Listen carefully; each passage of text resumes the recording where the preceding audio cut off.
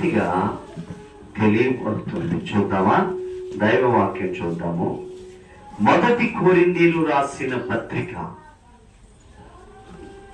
దైవవాక్యాన్ని అందరూ కూడా తెరిచి చూడాలని ప్రభు పేరట నేను మనం చేసుకుంటున్నాను. మొదట కొరింథీయులు రాసిన పత్రిక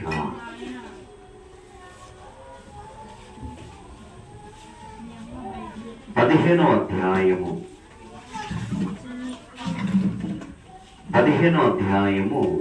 45వ వచనాన్ని చదువుదాము.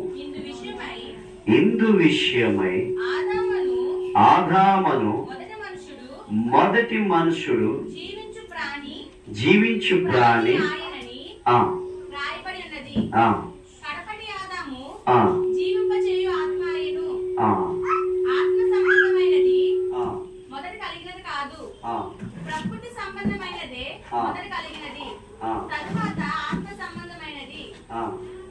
మొదట మనుషుడు భూ సంబంధి అయి మట్టి నుండి పుట్టినవాడు, రెండవ మనుషుడు పరలోకం నుండి వచ్చినవాడు.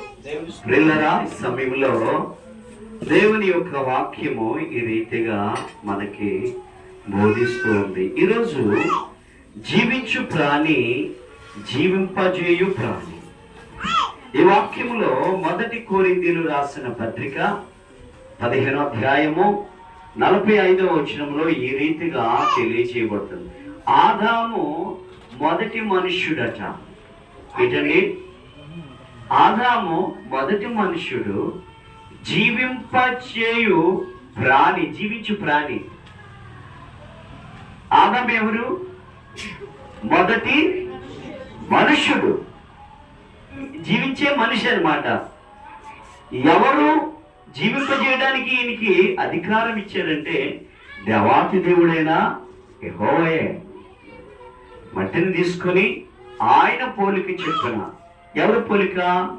తండ్రి యొక్కయు కుమారుని యొక్కయు పరిశుద్ధ నామములు. ఆ నామాలు ఎలా ఉంటాయి?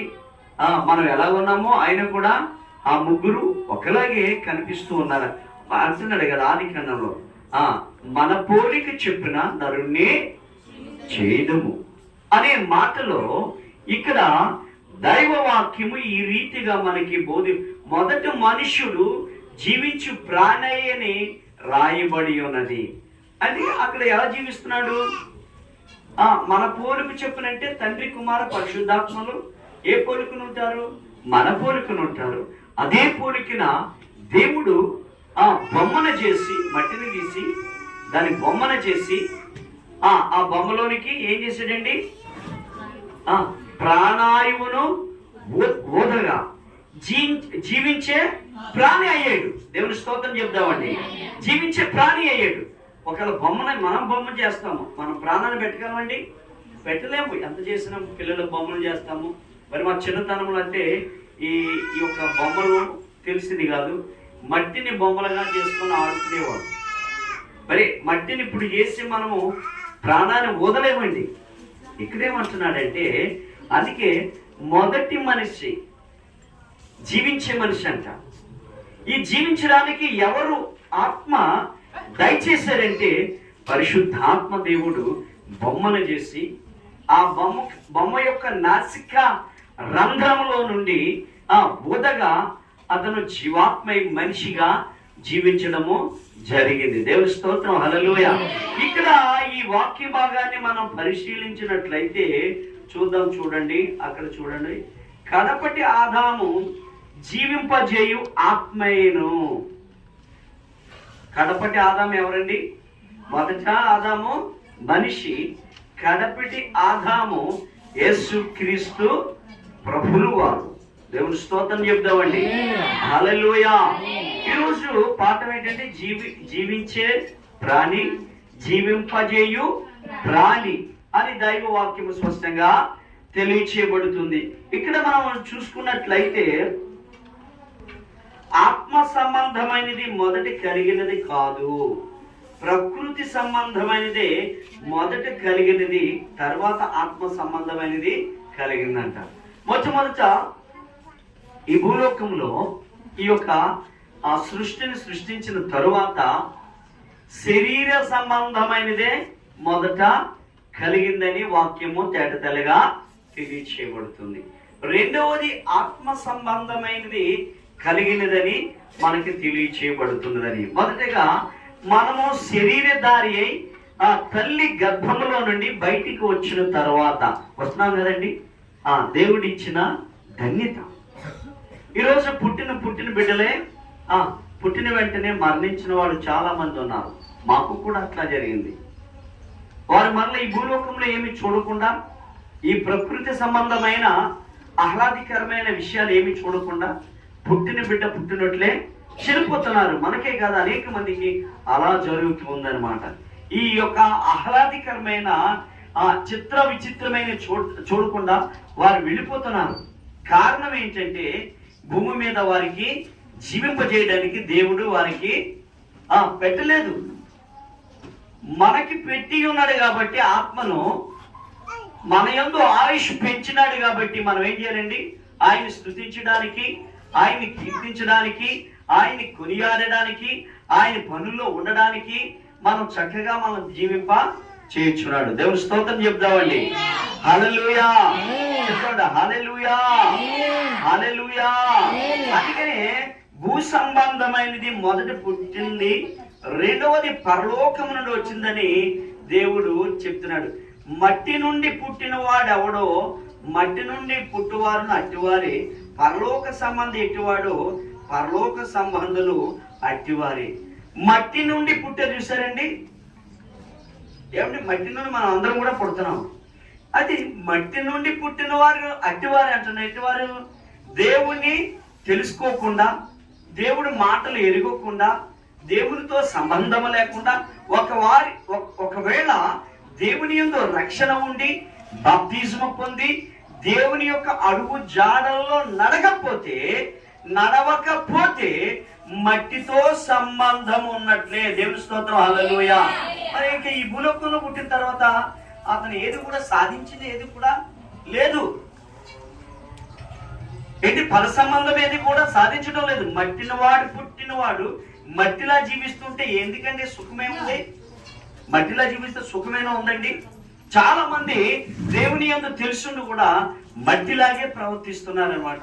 పరలోక సంబంధమైన విషయాలు. అందుకని మట్టిని పుట్టినవాడు మట్టిలాగే వెళ్ళిపోతాడట. మట్టిలోనికి వెళ్ళిపోయి మళ్ళీ ఎక్కడికి వెళ్ళిపోతాడు? కొద్ది దూరంగా చూసుకున్నట్లయితే మట్టిలో పుట్టినవాడు మట్టి పనులు చేస్తే ఎలా ఉంటాడు? వాడు పరలోకానికి వెళ్ళడానికి అవకాశమో వానికి ఉండదు. అయితే మట్టిలో పుట్టిన మాణిక్యములాగా మనం జీవిస్తే, అంటే ఒక వజ్రములాగా జీవిస్తే, ఆయన యందు రక్షణ ఉండి బాప్తిజం ఉండి ఆయనలో నిలకడైన జీవితం. ఏమంటున్నాడు? మీరు నన్ను పోలి నడుచుకోండి. ఆయన పోలి మనం మట్టిలా పుట్టేము, మట్టికే జీవాయువును ఆయన ఇచ్చాడు. ఆ జీవాయువు పరిశుద్ధాత్మ మనలో ఉన్నది కాబట్టి మనము పరిశుద్ధమైన క్రియలు చేస్తే, పనులు చేస్తే, మన పరిశుద్ధమైన జీవితాన్ని జీవింపజేస్తే, మనం మట్టిలోని మరలా మన మట్టి పాతి పెట్టిన తర్వాత మన జీవాయువు ఎక్కడికి వెళ్ళిపోతుందంటే పరిశుద్ధాత్మ దేవుని దగ్గరికి వెళ్ళడానికి, రేపొద్దున రెండవ తీర్పు పొందిన తర్వాత పరలోకంలో చేరడానికి కూడా అవకాశం ఉంటుంది. దేవుని స్తోత్రం చెప్దామండి. హల్లెలూయా హల్లెలూయా. అందుకేనండి మట్టిలో పుట్టినవాడు మట్టిలోనికే వెళ్ళిపోతున్నాడు తప్ప ఈ మట్టి లాంటి, చూడండి, మనం ఈ శరీరాన్ని ఇరుపైన నలుపైన అక్కడికక్కడ మనం పరిశుభ్రత చేసుకొని మళ్ళా ఊరు వెళ్ళాలైనా, చర్చికి వెళ్ళాలైనా, ఎక్కడికి వెళ్ళాలైనా మంచి బట్టలు కొనడానికి మంచి బట్టలు ధరించుకొని వెళుతూ ఉంటున్నాం. కానీ ఇది మట్టి అని తెలుసుని కూడా రకరకాల జీవిస్తున్నాం. అరే మట్టి అని తెలుసు, ఈ సిగరెట్ తాగుతున్నాం, ఇది మట్టిలోంచి వచ్చింది, మనం మట్టిలో తాగుతున్నాం. ఈ బ్రాందీ తాగుతున్నాం, మళ్ళీ ఇది అంటే దేవుడు తెలుసుకునే కూడా, అంటే దేవుడు తెలుసుకునే దేవుడి పనిలో కూడా మనము పాల్పంపులు పంచుకోవట్లేదు. అంటే మట్టి లాంటి బ్రతుకులోని జీవించడానికే మనం ఆలోచన చేస్తున్నాం. దేవుడి పనులేంటి? దేవుడి పనులంటే చెడు వినకూడదు, చెడు చూడకూడదు, చెడు మాట్లాడకూడదు. దేవుడి పనులు అట్లాగే ఎవరైతే జీవిస్తూ ఉంటారో వారు మట్టిలో పుట్టిన వారు మట్టిలోనికి, పరలోకములో నుండి పుట్టిన వారు ఆత్మ ద్వారా పుట్టిన వారు ఆత్మలోనికి ప్రవేశిస్తారంట. అంటే పనులేంటి? వాళ్ళ పనులేంటి? మట్టి పని ఏంటండి? త్రాగుడి, వ్యభిచారము, దొంగతనము, లోవుతనము, అసూయ, చెడు అలవాట్లు. ఇవి చెడు అలవాట్లు అన్ని కూడా ఈ మట్టిలోనికి, ఈ కోవలోనికి వచ్చేస్తాయి. అవునా కదా? మట్టిలోనికి, ఈ కోవలోనికి వచ్చేస్తాయి. మరి పరిశుద్ధమైన పనులు, దేవుని పనులు చేయుట అంటే చెడు వినకూడదు, చెడు చూడకూడదు, చెడు మాట్లాడకూడదు, చెడు అలవాట్లు మనం వాటికి బాధిసత్వం మనం అయిపోకూడదు. అటువారు అందుకని ఇక్కడ మట్టిలో పుట్టిన వారు మట్టిలోనే ఉండిపోతున్నారు. అవి మరలా దేవుని క్రియలోనికి రావడము లేదంట. దేవుని స్తోత్రం చెప్తామండి. హల్లెలూయా. నిజంగా దేవుని యొక్క మాటలు చూసుకున్నట్లయితే మరో మాట ఉంది చూడండి. యోహాను సువార్తలో ఒకసారి మరలా చూద్దాము. యోహాను సువార్త 6వ అధ్యాయము 63వ వచనాన్ని కూడా మనం ఆలోచన చేద్దాం.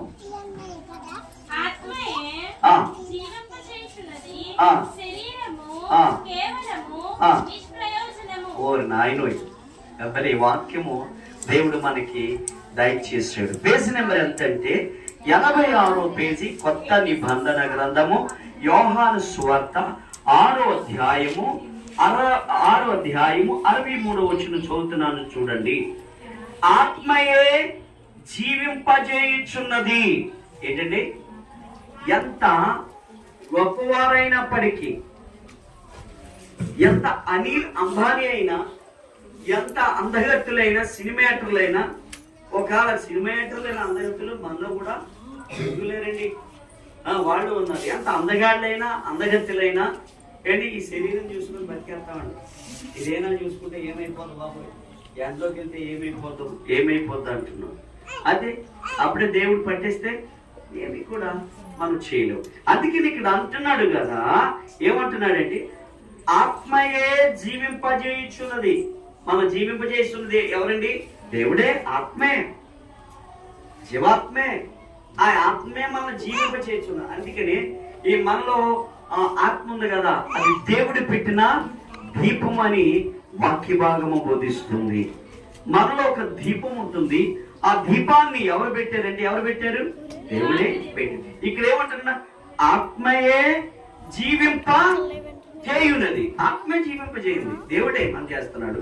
రెండవది మనం చూసుకున్నట్లయితే వాక్యంలో శరీరము కేవలము నిష్ప్రయోజనము. శరీరం అంటే కేవలము నిష్ప్రయోజనం. శరీరం ప్రయోజనం ఏమి కాదండి అంతవరకే. ఏమండి? లాజరు శరీరాన్ని చూసుకున్నాడా, ఆత్మను చూసుకున్నాడా? ఒకసారి గమనించండి.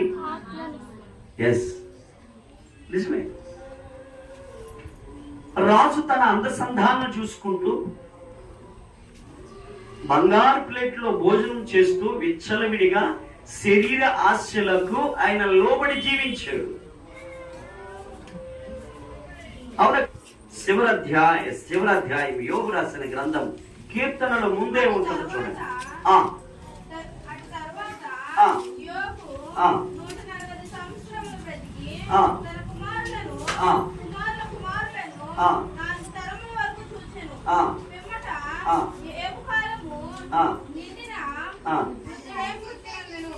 అది కాదండి, అది మంచిదే, దీనికి సంబంధించింది. చూడండి, యోగు రాసిన గ్రంథము చివరి అధ్యాయము చివరి వచనాలు చూడండి. యోగి అంత పిల్లలు ఉంటారు కదా, వాళ్ళ కుమార్తెలు ఉంటారు, అందగత్తెలు ఉంటారు.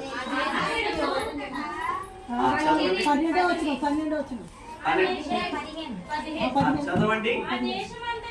ఆ దేశమంతటను యోగు కుమార్తెలంతా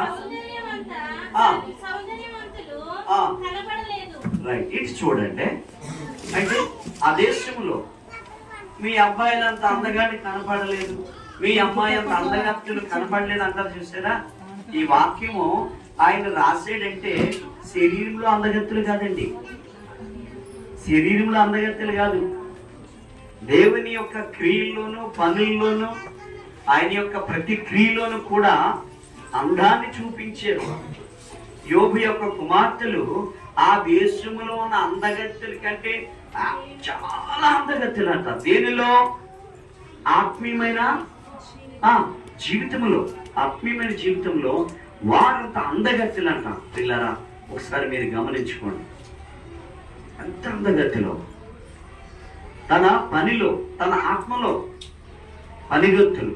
ఇక్కడ దేవుని యొక్క అంటుంది, ఆత్మయే జీవింపజేయుచున్నది, శరీరము కేవలము నిష్ప్రయోజనమని వాక్యము రాయబడి ఉన్నదన్నమాట. ప్రియులారా మరి ఒకసారి ఆలోచన చేసుకున్నట్లయితే ఈ శరీరము నిష్ప్రయోజనము, ఈ శరీరము కొరకు ఎన్నో అంగులు ఆర్భాటాలు చేసుకుంటూ మనం జీవిస్తున్నామే కానీ దేవుని యొక్క మాటకు, దేవుని యొక్క పనికి, దేవుని యొక్క క్రియలకు మనము చోటు ఇవ్వడం లేదు. దేవుని స్తోత్రం చెబుతామండి. హల్లెలూయా. దేవుని యొక్క పనులకు మనం చోటు ఇవ్వడానికి మనం ముందుకు మనం సాగిపోవాలండి. అందుకని మన వాక్యము తెలియచేయబడుతుంది. ఒకసారి చూస్తారా, రోమీలు రాసిన పత్రిక చూడండి, ఒక్కసారి గమనిద్దాం. 8వ అధ్యాయం ఒకసారి మనము ఆలోచన చేద్దాం. 8వ అధ్యాయం తీస్తారా? 8వ అధ్యాయంలో 11వ వచనం ఒకసారి చూడండి.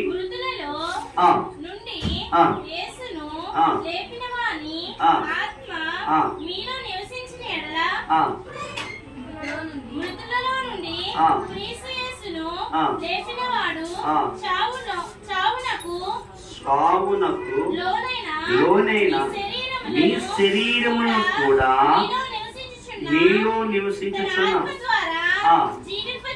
ఇది వెరీ ఇంపార్టెంట్ వెర్స్ అన్నమాట. ఇక్కడ మనము చూసుకున్నట్లయితే ఈ వాక్యాన్ని ఒకసారి మనం గమనిద్దాం. చూడండి 11వ వాక్య భాగాన్ని చూడండి ఒకసారి 9వ సగ భాగాన్ని. దేవుని ఆత్మ మీలో నివసించిన ఎడల మీరు ఆత్మ స్వభావము గలవారే గాని శరీర స్వభావము కలవారు కారు. 9 కూడా చూడండి. దేవుని ఆత్మ మీలో నివసించిన ఎడల మీరు ఆత్మ స్వభావము గలవారే గాని శరీర స్వభావం గలవారు కారు. ఎవడైనను క్రీస్తు ఆత్మ లేని వాడైతే వాడైన వాడు కాడు. దేవుని స్తోత్రం చెప్తామండి. దేవుని ఆత్మ అంట మీలో నివసిస్తే ఏంటంటే ఇక్కడ వాక్యం ఏమని బోధిస్తుందండి? ఏమని బోధిస్తుంది? చెప్పండి. దేవుని ఆత్మ ఒక పాట పాడతారా? హల్లెలూయా స్తుతి మహిమ ఎల్లప్పుడు దేవునికి చెదము. అందరూ హల్లెలూయా స్తుతి మహిమ ఎల్లప్పుడు దేవునికి చెదము. హల్లెలూయా హల్లెలూయా హల్లెలూయా హల్లెలూయా స్తుతి మహిమ ఎల్లప్పుడు దేవునికి చెదము. హల్లెలూయా హల్లెలూయా హల్లెలూయా. ఆకాశము నుండి మన్నాను పంపిన దేవుని స్తుతించెదము. ఆకాశము నుండి మన్నాను పంపిన దేవుని స్తుతించెదము. బంగా నుండి మధుర జలమును పంపి యెహోవాను స్తుతించెదము. బంగా నుండి మధుర యెహోవాను స్తుతించెదము. హల్లెలూయా స్తుతి మహిమ ఎల్లప్పుడు దేవునికి చెదము.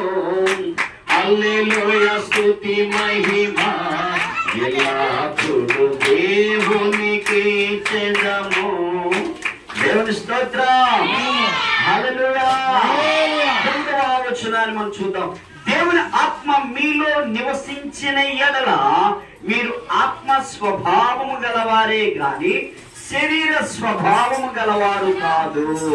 చూసారండి, దేవుని ఆత్మ మనలో నివసిస్తే మంచి వాక్యము ఇక్కడ మనకి దేవుడు ఇచ్చాడు. రోమిల్ రాసిన పత్రిక 8వ అధ్యాయము 9వ వచనము.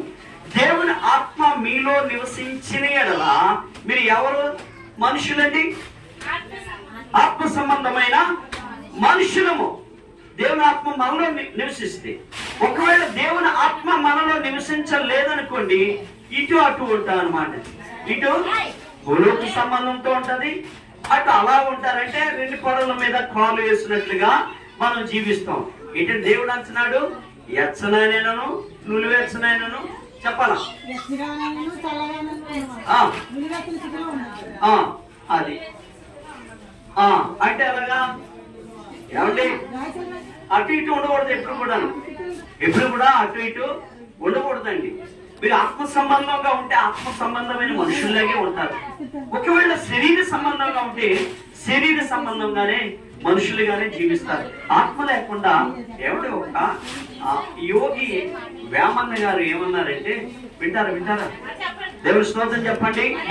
హల్లెలూయా చెప్తాడు, అందరూ చెప్తా హల్లెలూయా. యోగి వేమన్న గారు ఏమన్నారంటే, ఆత్మశుద్ధి లేనిది ఆచార్యమేలా, చిత్తశుద్ధి లేనిది శివ పూజలేలా అంటున్నారు. శివ అంటే విశ్వాన్ని సృష్టించిన వాడు, సాంస్క్రిట్ పదము యెహోవా దేవుడు. ఆత్మశుద్ధి లేకుండా మనం ఏం చేసేస్తున్నామండి? చాలా గుళ్ళకి గోపురాలకి వెళ్ళి తల ఇచ్చేయడం, గుళ్ళు కొట్టేయడం, మేకలు వేసేయడం, పూజలు వేసేయడం.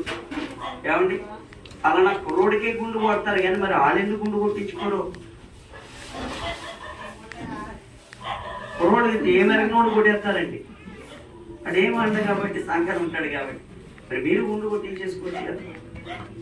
ఎందుకు వచ్చింది? అవి ఏమి కూడా ఇందులో ఏమి కూడా లేదు.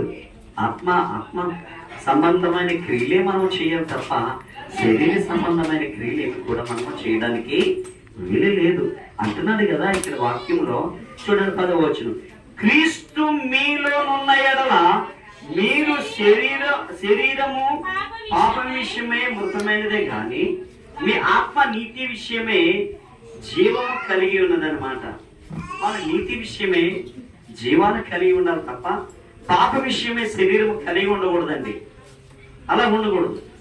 ఇక్కడ మరో మాట ఏమంటున్నాడంటే, మృతుల్లో నుండి యేసును లేపిన ఆత్మ మీలో నివసించిన ఎడల. ఏంటండి? మృతుల్లో నుండి యేసు ప్రభువు వారిని లేపిన ఆత్మ మనలో ఉంటే, చూడండి చాలా జాగ్రత్తగా గమనించండి. ఎవరిని? మృతుల్లోనున్న యేసు ప్రభువు వారిని ఆత్మ లేపింది. ఆ ఆత్మే మనలో ఉండినట్లయితే, చూడండి, లేపిన ఆత్మ మీలో నివసించిన ఎడల మృతుల్లో నుండి క్రీస్తును లేపిన వాడు సావునకు లోనైన మీ శరీరమును కూడా మీలో నివసించుచున్న తన ఆత్మ ద్వారా జీవింపచేయనని దేవుని వాక్యం తెలియజేస్తుంది. దేవుని స్తోత్రం హల్లెలూయా. మరి యేసు ప్రభువు వారిని లేపిన ఆత్మే మనలో ఉంటే మనం కూడా అట్టి మాదిరిగానే జీవిస్తామని దేవుని యొక్క వాక్యము మనకి బోధిస్తుంది అన్నమాట. దేవుని స్తోత్రం హల్లెలూయా, హల్లెలూయా, హల్లెలూయా. చివరగా 13వ వాక్యం 14వ వాక్యం చూడండి. మీరు శరీరానుసారంగా ప్రవర్తించిన ఎడల సావవలసిన వారే ఇంద్రి గాని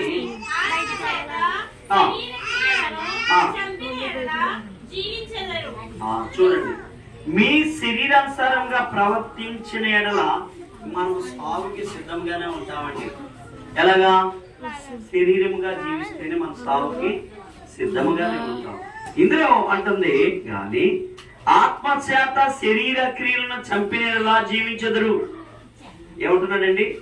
ఆత్మచేత శరీర క్రియలు చంపుకోవాలంటండి. ఏమంటే ఎలా అండి? ఆత్మ ద్వారా శరీర క్రియలను చంపుకోవాలి. ఏదైనా అలవాటు ఉన్నది అనుకోండి, ఎందుకు లేని మనం ఆత్మ ద్వారా ప్రార్థన చేసుకొని 2 మాటలు పరిశుద్ధంగా పలుకొని, ఏదో చిన్న అలవాటు ఉంది అనుకోండి, ఏదో డైలీ ఏదో అలవాటు ఉంది, ఆత్మ ద్వారా ఆ అలవాటుని ఏం చేయాలా? శరీర క్రియని మనం చంపుకోవాలా, ఆత్మ ద్వారా చంపుకోవాలా. మరి ఆ రీతిగా ఎవరైతే చంపుకుంటారో, ఎవరైతే జీవిస్తారో, ఎవరైతే దేవుడితో ఉంటారో, ఎవరైతే దేవుణ్ణి వెంబడిస్తారో, ఇక్కడ మీరు చిన్న వేళ నిఘంటులో కూడా చూసామన్న దాని విషయం చూస్తే ఏముందంటే ఇజ్రాయేల్ మందిరాన్ని కడుతున్నారు. దేవుని వర్గం కాని వారు వచ్చి, అయ్యా మేము కూడా రాజాజ్ఞ ప్రకారము మీ మందిరం కట్టడానికి మా చిన్న పిల్లల సైతము మేము సహకరిస్తామన్నారు.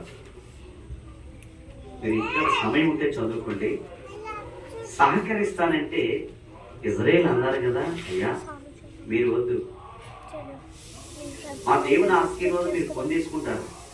ఏమంటున్నాడండి?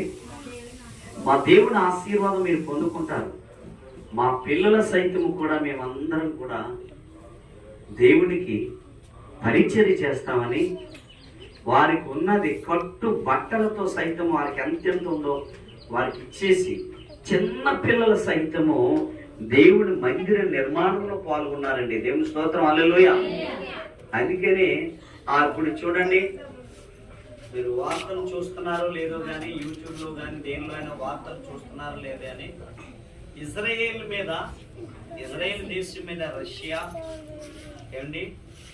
రష్యా దాని మిత్రపక్ష దేశాలు కూడా ఏకమై, ఇరాను అన్ని దేశాలు కూడా ఏకమైపోయి యుద్ధం ప్రకటించి నేను రాత్రి నుంచి యుద్ధం జాగ్రత్త కొట్టేసుకున్నారు. అంటే మామూలుగా బాంబులతో దీనికి ఇంగ్లాండ్ అమెరికా సహకరిస్తూ ఇజ్రాయేల్ ఎప్పుడు ఇజ్రాయేల్ అండి వీళ్ళు యేసు ప్రభుల వారి పుట్టక ముందుగా నుంచి కూడా ఈ జాతి ఉన్నదన్నమాట. దేవుని స్తోత్రం. వీరే ఇజ్రాయేల్ ప్రజలు.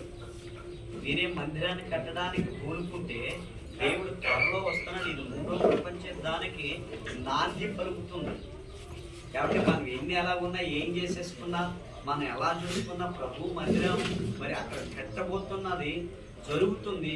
మరి దేవుడు రాకడ బహు దగ్గరగా ఉంది. మీరు ఎక్కడ పనిచేసినా నేను అందరూ కూడా చాలా మంది చిన్న పిల్లలతో సైతం కూడా దేవుని మందిరంలో పాల్గొన్నారు. నాకు అదే జ్ఞాపకం వచ్చి ఈరోజు ఉదయం చేసిన వెంటనే ఆ నిఘంటు చూసి చిన్న పిల్లల సహితము మందిరంలో పాలు పంపులు పంచుకున్నారు. వారు ప్రభు రాకడలో ఎత్తబడుదురుగాక. దేవుని స్తోత్రం, హల్లెలూయా. ఆ వాక్యం అందులో రాయబడి ఉంది. మనం అనుకుంటాము, చాలా మంది అంటారు కదా, ఏమిటి చిన్న పిల్లలే చేస్తున్నారు, పెద్ద పిల్లలే చేయలేదు, పెద్ద పిల్లలు చేస్తున్నారు, పెద్దోళ్ళు రావడం లేదంటే వాళ్ళ ప్రతిఫలం ఈ మందిరం మనం కట్టాలని ఉంది. ఎవరైతే వస్తారో వాళ్ళు ఆశీర్వదించబడతారు, వారి కుటుంబాలే దీవించబడతాయి, వారే ముందుకు వెళతారు, వారే దైవ సన్నిధిలో పాల్గొంటారు. నిజంగా నా మకర 2వ కీర్తన 132వ కీర్తన తీసారా? మొదటి నుంచి చదువు ఎవరైనా చూడండి. యెహోవా దావీదునకు కలిగిన బాధలన్నిటినీ అతని పక్షమున జ్ఞాపకం చేసుకును. అతడు యెహోవా యొక్క ప్రమాణపూర్వకముగా మాట ఇచ్చి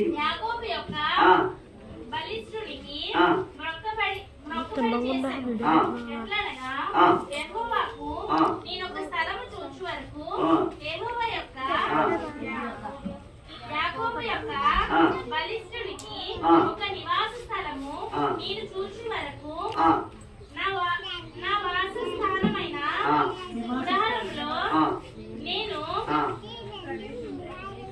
ప్రవేశింపను. నేను పరుండు మంచం మీదకి ఎక్కను, నా కన్నులకు నిద్ర రానేను, నా కన్నురెప్పలకి పాటు రానేనని. చూడండి ఏంటంటే ఇది చూడండి, తాకించి మీకు బహుశా అర్థమై ఉంటుంది.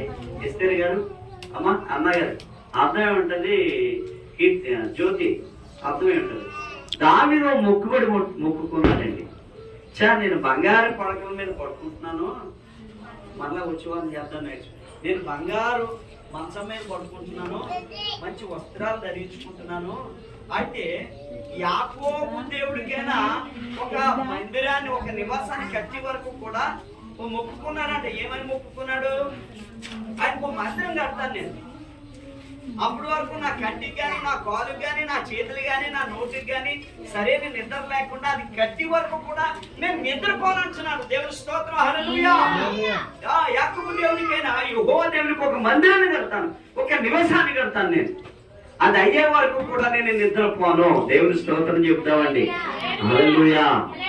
పిల్లల మీరు కూడా అలాంటి ఆలోచన మీద ఉండాలని ప్రభుపేట మనం చేసుకుంటున్నామా? చూసి పెట్టరా చెప్పు. కీర్తనలు 8:2 అండి. రేపు చూడండి, చదవమ్మా. ఎవరైనా గట్టి చదవాలా? 8:2 ఏమా? శత్రువులను ఆ, పగ తీర్చుకుని వారిని ఆ, మాన్పివేయుటకై ఆ, ఈ విరోధులను బట్టి ఆ, వాళ్ళ యొక్కయు ఆ, కంటి పిల్లల యొక్కయు ఆ, స్తుతుల మూలమున ఆ. నీవు ఒక దుర్గము స్థాపించి ఉన్నావు. ఓ నాయనోయ్. అది పెద్ద పేరు, తమ్ముడు పేరు ఏం పేరా? ఒరేయ్ లక్కీ, నిన్నే నా వాక్కు పట్టుకొచ్చుకుంది. ఆడు కూడా వచ్చాడు, ఆడు కూడా వచ్చాడు నిన్న. ఆడు కూడా కష్టపడాడు. రాలేదా?